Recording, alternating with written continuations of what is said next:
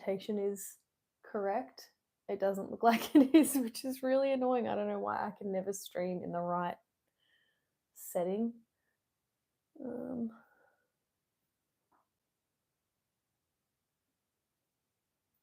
I'll get started in just a minute. I'm just waiting to see.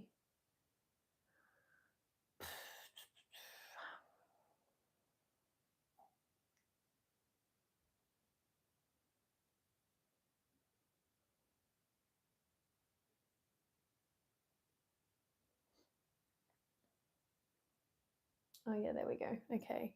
No, it's in the wrong setting.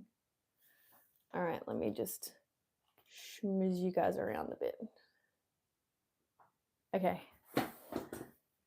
There we go. Welcome to this live version of Calm Community. Sorry that I couldn't get you in the right angle. All right. We'll just work with this. We'll roll with it. I hope you're all doing really well.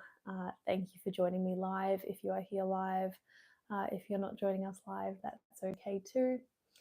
Today's Calm Community is hopefully going to be one that I don't fuck up because I don't usually do live videos. So I'm like, ooh, don't mess it up. I do have the baby monitor going though. So if Juliet starts to kick off, I'm going to have to end this early. That, as I was saying, thank you for being here for Calm Community. I hope you guys had a really restful break. I had a week off because it's been school holidays here in Melbourne. So I was busy with the kids, but I'm feeling ready to ease back into it. So if you're ready to join me for tonight's meditation, that'll be great. We're going to start off with a little bit of breath practice and then a little tiny bit of meditation as well. If you've done a Calm Community before, you'll know that I don't like to keep the meditations too long because I think that puts some people off if meditation isn't like something that you're used to.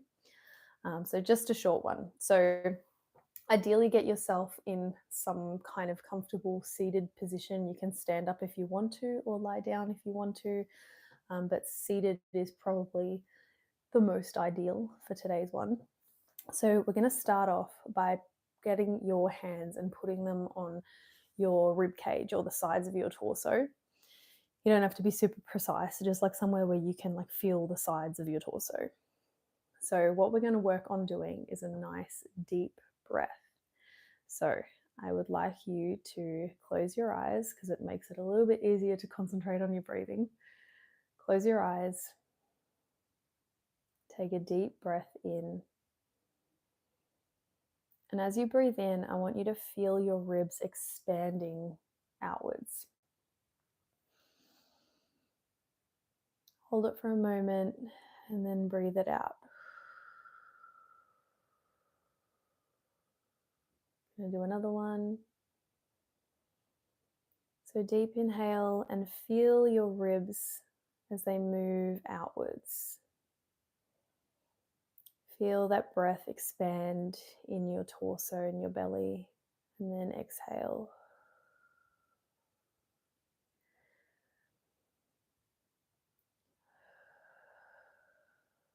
Now, the reason I want you to hold the sides of your torso is so that you can feel your rib cage expanding as you breathe. Because what often happens for people who deal with anxiety is that we tend to do really shallow breathing and we breathe a lot from the chest. So our chest is going up and down a lot, but we're not breathing diaphragmatically. So we're not actually really calming down. We're more so working ourselves up even more without realizing. And I actually noticed that this shallow breathing is something I do a lot. So I think I'm doing it most of the day without even noticing. So I want you to really start to focus on breathing from your rib cage, breathing from your belly area. And I personally find it easier to notice the way that I'm breathing when I hold my hands on my sides and I can feel how I'm breathing. So one more deep breath. Hold it for a moment. And then breathe it out. Now, when you're ready, we're just going to move into a very small meditation. So just allow yourself to get settled. If you need to take a few more deep breaths, you can. I just want you to notice where you are seated right now. So I want you to notice the weight of your body on the chair beneath you, or on the floor, or the bed, or wherever it is that you are resting in this moment. And just really feel the heaviness of your body. And try not to make any identifications with that, but just notice the weight of it and just let yourself be heavy. Let yourself rest here. And if you notice that you're holding your shoulders or you're holding any tightness in your jaw, to see if you can consciously just let yourself drop and be heavy and just really rest here.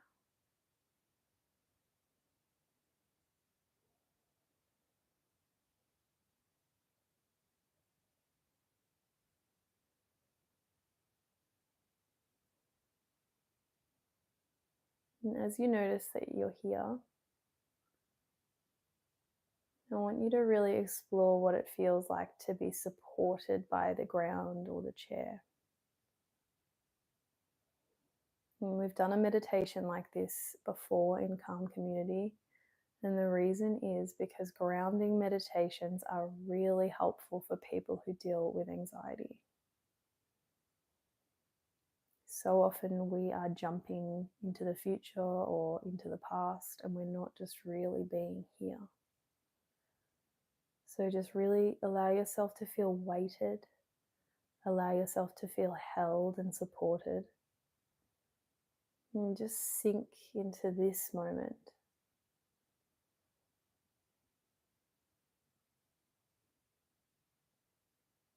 I want you to direct a little bit of gratitude to yourself for being here today, for living through everything that you've lived through so far. The pain, the heartache, the anxiety. You've gone through all of it and you are still here. That's a huge thing. And really say thank you to your body for supporting you through all this. Say thank you to your mind and your heart and your soul for carrying you through. And just let yourself rest for a moment. You don't need to go anywhere or do anything. Just rest here.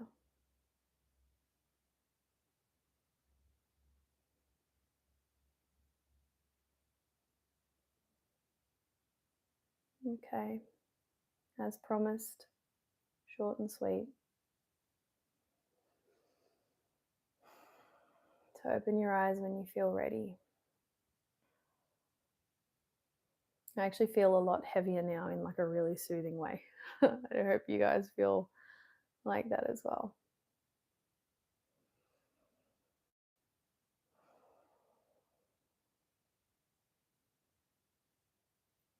Okay.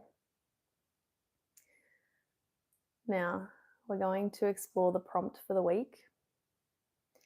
Your prompt for this week is sort of a two-part one. I want you to spend some time thinking about where in your life you have closed yourself off to possibility. So it doesn't have to be like through your whole life so far, because that can feel quite overwhelming. But I want you to think about, say, the last 12 months and think about where you have said no to things that you maybe wanted to say yes to.